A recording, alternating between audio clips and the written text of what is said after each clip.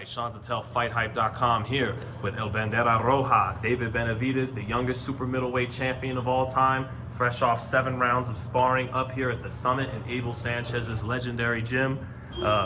David, man, how you feeling? How was sparring today? Feel great, man. You've seen, Abel has a tough dude. He always has the best sparring partners up here. So it was a war from round 1 to whatever round we finished. That's why the fighters up here are such amazing fighters, because it's all hard work. But I'm very happy to be back in the Summit gym. It's been 5 years since I've been here. It's just something different that happens to me up here, mentally and physically. I reached the best out of myself. This is my 4th week in training camp. I got 2 more months left, so I'm taking it slow, but we're working extremely hard. We started camp a little bit early this time. But I want to make sure everything is perfect by the time I fight, so my fans can get the best out of me. Does that mean we'll be seeing you in early March? Yeah, March, the first week of March. I think it's the first week of March. We're still waiting for confirmation, but first week of March. What are some opponents that are possible for this fight? Anybody, anybody who wants to fight. I've been, Berlanga wants to fight. Canelo wants to fight. There's a whole lot of fighters out there. My job is to just be prepared for anybody. I want to be like the greats, Eric Morales, Barrera, all them guys, and they were fighting the best when they were 23, 24. So why can't I do the same thing? If I want to be like my idols, I gotta go through the same steps my idols went through. So right now it's just whoever they want to put in front of me. I'm gonna be ready for whoever. What are some of the things you feel like today in the gym and just in training that you're getting better at 24? I know you just turned 24 pretty recently. I've always been pretty good at everything, but I think now my defense is a little bit better. My reflexes, my jab is getting extremely good. I feel more power in it now, and just experience. I've been in there with some good fighters. I've been a world champion twice.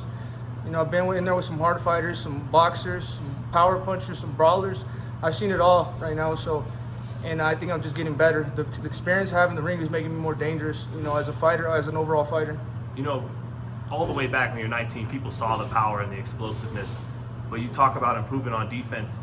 Is that going to be necessary to beat these guys like Canelo and Caleb Plant? Definitely, definitely. Not just beating them. I think just in my career, longevity-wise, I don't want to be punch drunk or any of that.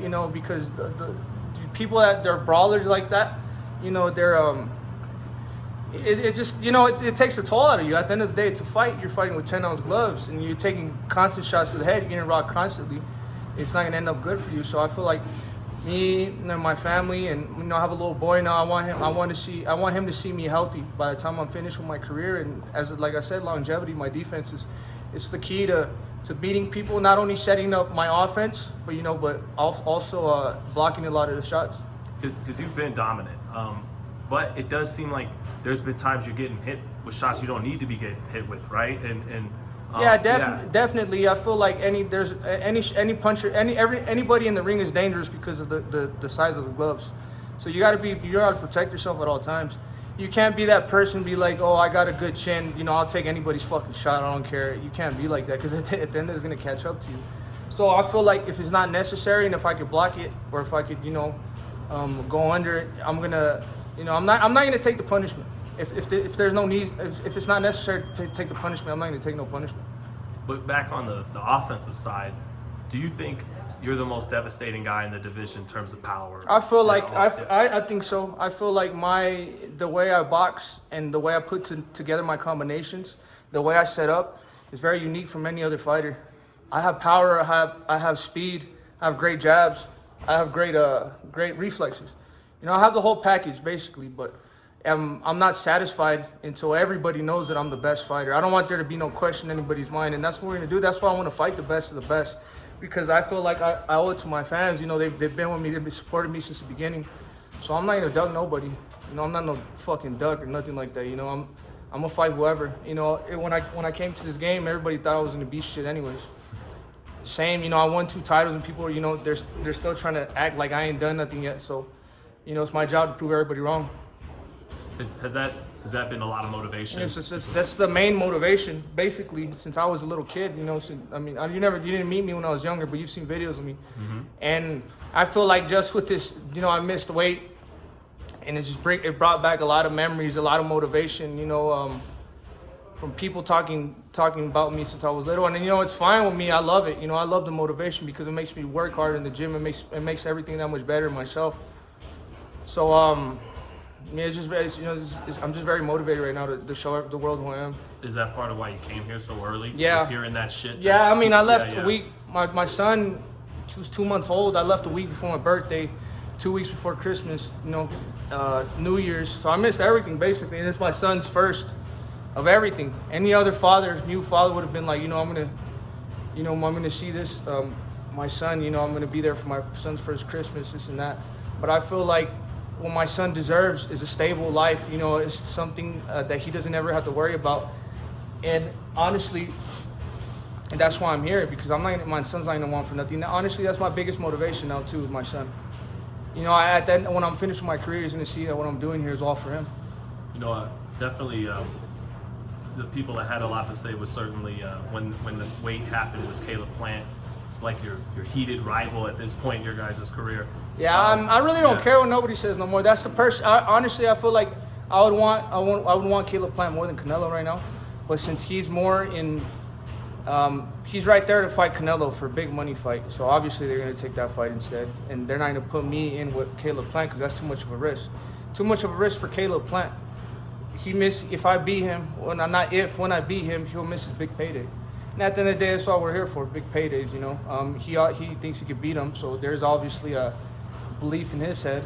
So what would you do? Would you take the big fight, or would you take a more dangerous fight, a more risky fight with not as much money, or would you take the big fight? Of course you take the big fight. Of course. Everybody wants Canelo right now. But do you feel like you guys fighting and they're becoming a winner out of that fight would have made a Canelo fight bigger? It would have, but a lot of would have really put the seal of approval on one of you guys that this is the guy. And not only about just us, about boxing too.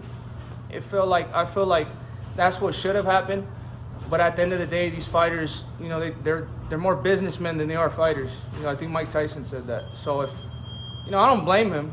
He's a little bit closer not to the end of his career, but he's a little bit older. He's 28. I just turned 24, so that's why I'm not even tripping about none of that. I'm gonna be here for a long time. If I get to fight now, later, it doesn't matter. I'm gonna be ready for whenever it comes.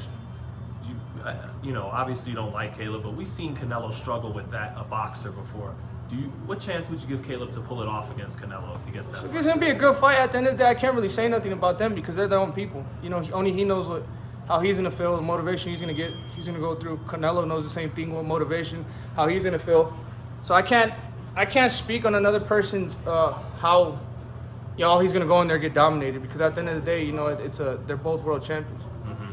But I feel like Canelo has a little bit more experience. I feel like he hits a little bit harder. Caleb Plant, he has 10 knockouts with 21 fights.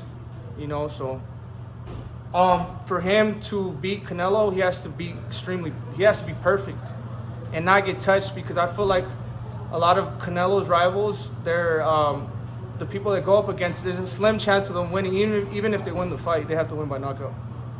Is that a fight you say Plant loses that fight? Is that a fight you still want anyways? Even if of course. Just because I don't like the dude. I'm gonna beat the shit out of him. It doesn't matter if he has a loss, he's still undefeated. I'm still gonna beat the shit out of him no matter what. It's just a shame we can't get that fight before, because stylistically, it's like the perfect fight for. Yeah, it would have been. Well, it's still gonna be an amazing fight. If he loses, I don't think he's gonna retire. That's the thing about boxers now. I think they're scared to take a loss. They're scared to put their perfect record up. At the end of the day, I would put my record up against anybody out, because I believe in my skills a lot. But even if you take a loss, it's not the end of you. Canelo lost against Mayweather, he made him a better fighter. Barrera lost against Pacquiao, he still came back, multiple world champions. So I feel like these fighters, they just need to fucking grow a pair of balls and just get in there. I'll fight whoever. I'll fight Berlanga if he wants to fight.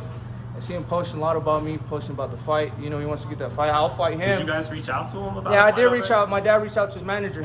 But I'm not gonna put all that business out. Him and his manager know that we got in contact with them already. So whenever they want to get it, I'm here. I'll fight anybody. I do not care. I still have a lot of work to do at 168. I feel like I could beat everybody. And the fans, they deserve these fights. Me and Caleb have been talking for fucking 4 years now, man. I feel like that fight needs to fucking happen already. I don't care if I don't have a belt. I'm gonna get a belt still, but that fight needs to happen.